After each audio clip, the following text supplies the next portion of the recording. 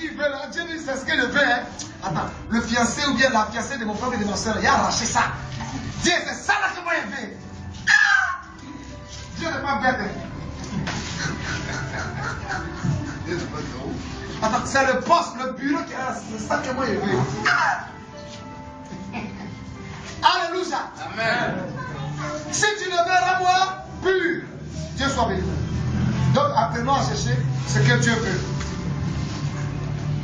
Et bien aimé, quand tu manifestes la connaissance de savoir dans de tels problèmes de situation à qui tu dois faire recours ou à qui tu dois venir, et que tu sais aussi qu'en venant vers cette personne, tu ne dois pas venir avec un ton orgueilleux, hein, l'air orgueilleux, fier, mais que tu dois venir avec un esprit d'humilité, et qu'après avoir appliqué l'esprit d'humilité, tu dois aussi venir avec cette personne avec un ton suppliant, et après un ton suppliant, tu dois aussi demander que si c'est la volonté de cet homme-là, je vous parle de Jésus-Christ en question, alléluia, le Christos Kurios, le Yeshua Mashiach, alors si tu manifestes, c'est combien d'éléments cités? 1. Venir. 2. S'humilier, se mettre en genoux devant lui. 3. D'être ton suppliant, de le supplier. Ouais. Parce qu'il n'est pas obligé. C'est pas lui qui t'a mis dedans. Toi, c'est ce que tu as fait pour t'y aller dedans. L'homme, c'est ce que tu fais que tu l'écoutes. La Bible dit dans Galates 6, 7, ne vous ayez trompé, pensez, vous ne moquez pas de Dieu. Ce que l'homme a sémé, la vie, franchement, ça. Dis Amen, Amen. Amen. Si tu n'as pas fait, quelqu'un ne t'a pas mis à faire, donc c'est vous tous qui payez. C'est biblique aussi. Donc Dieu n'est pas à la cause, Dieu n'est pas à la base de ton malheur. Donc il n'est pas obligé. Alors donc tu dois le dire si tu le veux.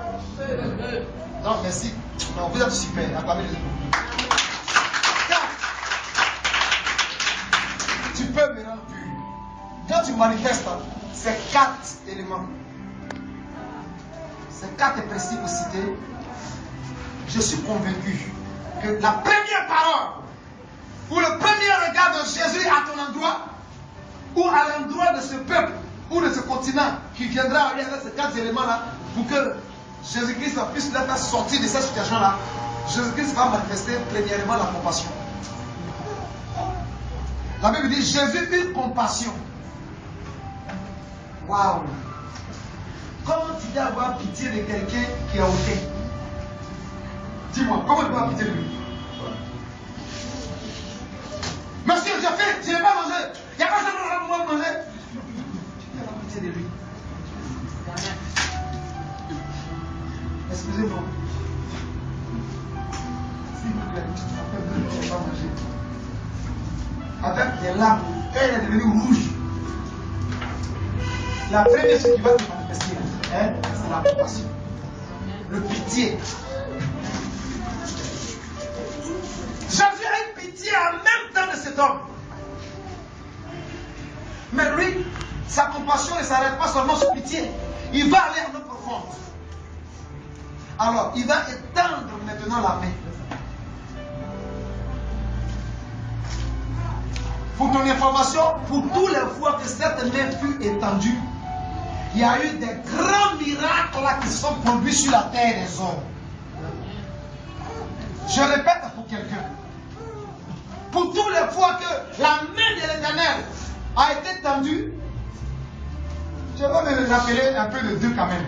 Quand il s'est souvenu de sa main, qui devait être étendue parce que l'ennemi courait derrière ses enfants, voilà la mer rouge, on ne sait pas où on est.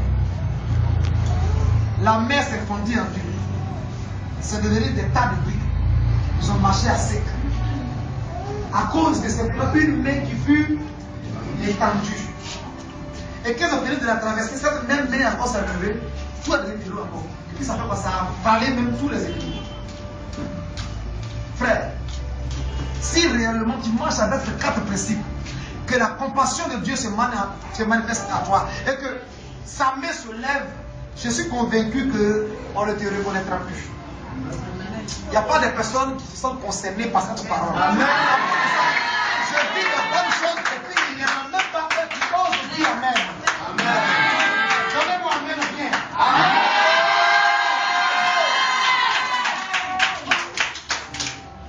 Tu ne veux pas qu'on change d'avis à ton sujet? Amen. Tu ne veux pas qu'on change d'avis à ton sujet? Amen. Ils ont changé l'avis au sujet d'un monsieur. On dit non, lui, c'est parce que son père a commis adultère. Ou bien sa mère a commis telle chose, après il est né aveugle. Et puis, tellement qu'eux, ils ne pouvaient plus, ils vont maintenant quand Jésus lui poser la question. Cet homme-là, pourquoi il est né aveugle? Est-ce que c'est parce que son père ou sa mère a péché? Vous savez ce que Jésus dit? Ce n'est pas parce que son père ni sa mère a péché qu'il est né aveugle. Mais c'est pour que la gloire de Dieu soit manifestée dans sa vie qu'il est né aveugle. Mais quand la main de Dieu, par Jésus qui a touché ses yeux, Jésus lui a dit, va te laver dans l'eau de Siloé. Elle a fini de se laver, qu'est-ce qu'il a fait? Il a recouvré la vue. Et puis les gens qui le voyaient là, aveugle, assis, en train de mendier là, ils ont commencé à discuter. On dit non, c'est l'aveugle là. On dit, oh, c'est pas lui. Vous n'avez jamais vu ça? C'est parce que la main de l'Éternel par Jésus a été étendue sur lui. Amen. Il y a eu la compassion de Dieu qui lui a été manifestée. Amen. Ma prière pour toi, c'est que tu appliques ces 4 principes, ces 4 éléments très importants là, pour que la compassion de Dieu se manifeste. Parce que dès que tu ressens la compassion de Dieu, il faut t'apprendre à rebondir, à sortir de l'obscurité, à apparaître dans la lumière, à vivre une gloire inattendue. Amen. Après, il a dit, c'est moi. Celui qui vous parlait, c'est moi qui étais aveugle là. On dit, mais comment tu as recouvert la vue? Il dit, ce que je sais là. Il m'a dit, va laver ton visage à Siloé. C'est tout ce que j'ai entendu là. Lui ne savait pas qui l'avait guéri. Cette main, elle a été étendue sur un cercueil. Il y a eu une résurrection. Tu m'entends? Amen. Le cortège de la mort là s'est arrêté. Les pleurs ont été convertis en joie. Pas dans 2 jours, 3 jours. En une seule heure. Femme, ne pleure plus. Il touche le cercueil. Enfant, lève-toi. Mais pour que la compassion et cette main soient étendues sur ta vie, voilà les 4 principes majeurs que tu dois appliquer. De répéter pour toi. Hein? Il faut que tu retiennes ça bien. Amen. Il faut que tu viennes, pas vers n'importe qui, vers le Christos Kurios, le Christ de Dieu, lui qui a vaincu la mort. Et quand tu viens à lui, il faut que tu te mettes en genoux, il faut que tu reconnaisses sa majesté. Il faut que tu l'adores.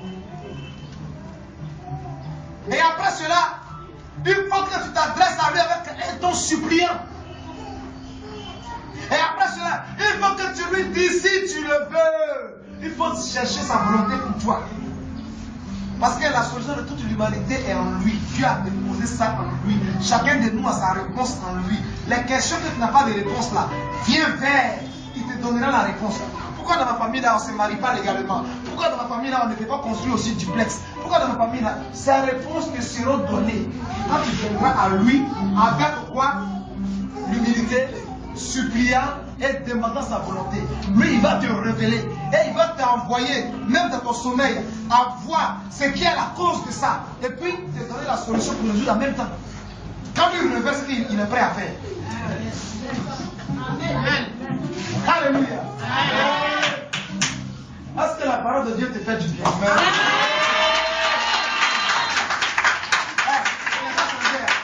Je n'ai pas changé. Je suis le même comédien que tu as vu au début du culte. C'est moi encore qui l'ai fait. Je suis convaincu que tu viens d'entendre beaucoup de choses que tu n'as jamais entendues. Amen. Donc, ce n'est pas les petites comédies que je joue dans les prédications là qui vont te renvoyer à l'enfer. Non. Au contraire, elles t'introduisent dans la présence de Dieu à vivre l'atmosphère de Dieu. Amen. Ça aurait été d'autres personnes, tu serais fatigué d'être assis, même si d'autres sont fatigués déjà. Mais ça fait peut-être déjà pas de 2 heures de temps que je ne pas. Mais on a l'impression que c'est vrai avec 40 minutes. Amen. Pourquoi? Parce que c'est poussé par Dieu. Amen. Parce que tu te ressens aussi dans le message. Tu comprends maintenant pourquoi ça là est comme ça, pourquoi ça là est comme ça. Tu comprends. Les sorciers, ils ne sont pas plus puissants que Dieu. Change leur nom même pour plus les appeler sorciers ni démons, c'est de les vénérer, c'est de les adorer. Dis les anges déchus. Les esprits mauvais. Les esprits qui ont perdu la grâce de Dieu. Voilà, là, ils se sont concernés vers eux. Parce qu'ils étaient des anges au ciel. Et puis ils ont été déchus. Dieu les a dégradés, défigurés. Voilà, c'est ça qu'il mérite. Je suis à quel point maintenant? Compassion et main étendue. Et il a fait quoi? Il a touché. Et il dit, je le veux. Waouh! Je suis ravi de dire à quelqu'un, mesdames et messieurs, si tu appliques ces 4 principes, la seule réponse qui sortira de la bouche de Jésus, c'est je le veux. Sois pur. Amen. Je le veux. Sois pur. La Bible dit, au même instant, la lèpre le quitta. Hey! Lève-toi, dis avec moi. Au même instant, la lèpre le quitta. Que Dieu soit béni. Amen. Jésus lui donne des recommandations. Tu dois aussi savoir ça. Va faire une offrande au prêtre, comme Moïse a écrit. Jésus a venu avec la grâce. Mais pourquoi je dis au monsieur, va faire offrande? Pourquoi?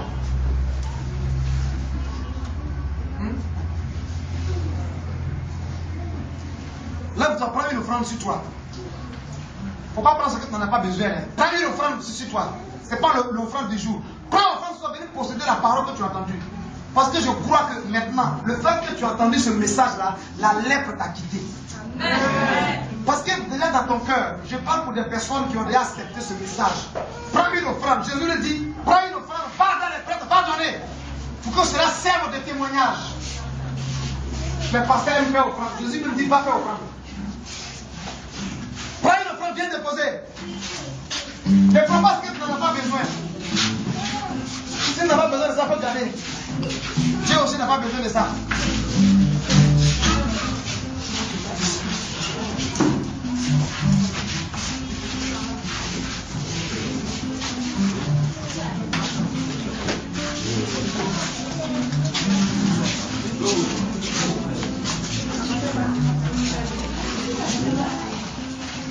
Alléluia. Amen. On fait acclamer Jésus-Christ.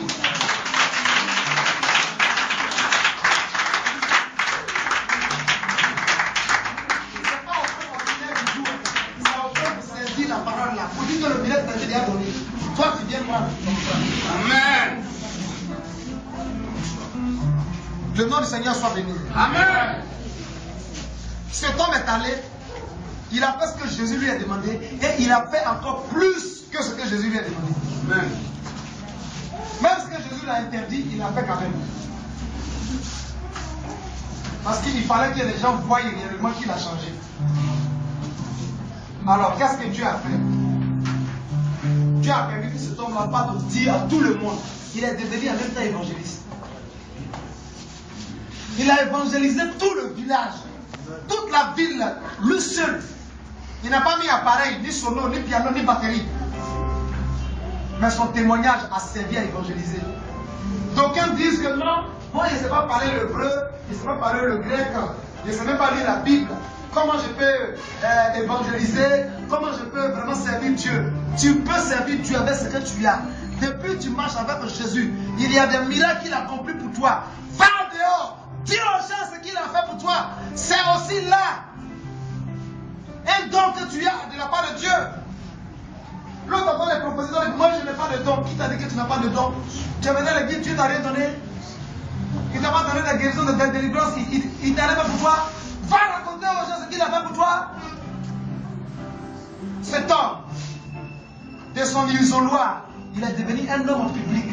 Un homme que tout le monde voulait écouter maintenant. Amen. Parce que ce qui sortait de sa bouche était réconfortant, était édifiant. Waouh, super! Frère!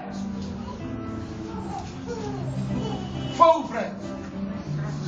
Toi, attends, qui t'a guéri? Là, c'est parti comment?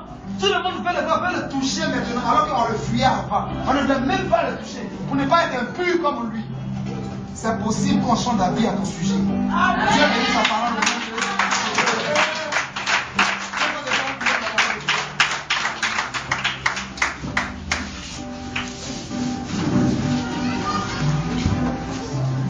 Depuis que je l'ai connu, il a changé ma vie. C'est pourquoi je le loue, c'est pourquoi je l'adore, C'est pourquoi je le chanterai de ma vie.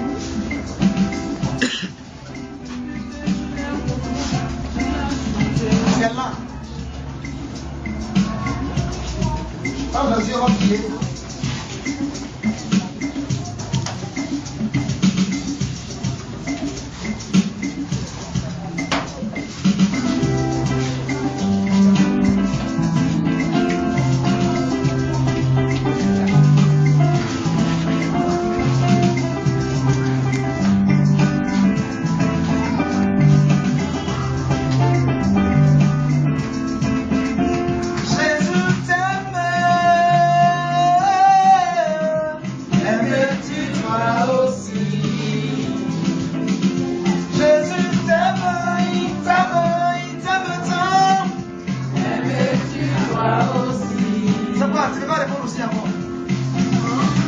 Ma vie est assurée, éloigne-toi de mon chemin.